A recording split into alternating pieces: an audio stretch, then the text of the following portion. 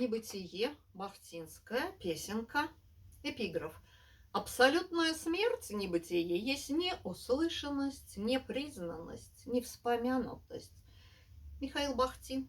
Ну и песенка. Я в оградке невспомянутости, я в оградке неокликнутости, в ямке полной безответности сплю под холмиком незримости.